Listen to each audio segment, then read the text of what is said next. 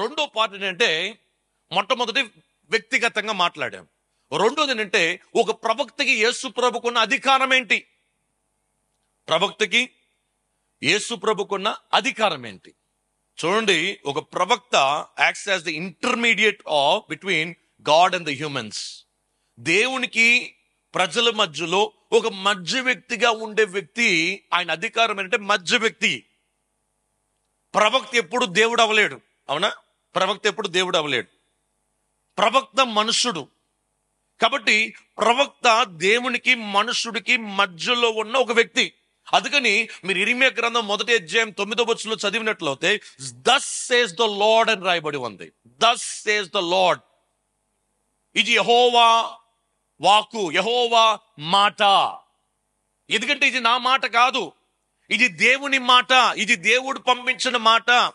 So when the prophet speaks, he doesn't speak from his own knowledge or wisdom. He speaks that the word comes from the Lord. So he says that thus says the Lord. thus says the Lord. ఇది యెహోవా వాక్యము, లేకపోతే యెహోవా వాగ్దానము, యెహోవా మాట. కాబట్టి ఒక ఒక ఒక ప్రవక్త తన సొంత మాటలుగా ప్రజలు చెప్పడానికి లేదు. అయితే యేసు ప్రభు వారు మత్తయి సువార్త 5వ అధ్యాయం 22వ వచనం, మార్కు సువార్త 2వ అధ్యాయం 10వ వచనం, ఇలాగ మనం చూస్తున్నట్లయితే యోహాను సువార్త 1వ అధ్యాయం 1వ వచనం, ఇవన్నీ చదివితే నేను అనే పదం వాడారండి.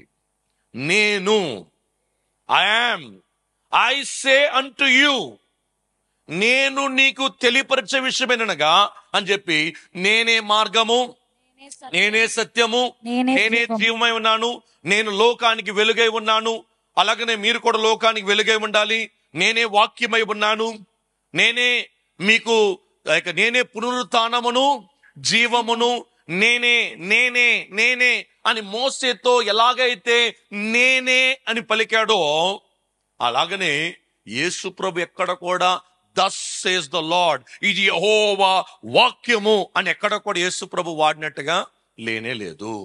కాబట్టి ముస్లింలు ఏమనుకుంటారంటే యేసు ప్రభు ఆఖరి ప్రవక్త అనుకుంటారు. యేసు ప్రభు ఆఖరి ప్రవక్త అయిన తర్వాత మహమ్మద్ వచ్చాడు, మహమ్మద్ అయిపోయింది అనుకుంటారు. కానీ యేసు ప్రభు ప్రవక్త కాదు అనడానికి ఇది ఒక రుజువు అన్నమాట.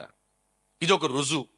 కాబట్టి యేసు ప్రభు వారు 100% దేవుడు, 100% మానవుడు. ఆయన దేవుని అధికారముతో మానవుడిగా బ్రతికాడు. అర్థమైందా? ఇంకా కొంచెం వెళ్ళిపోదాం.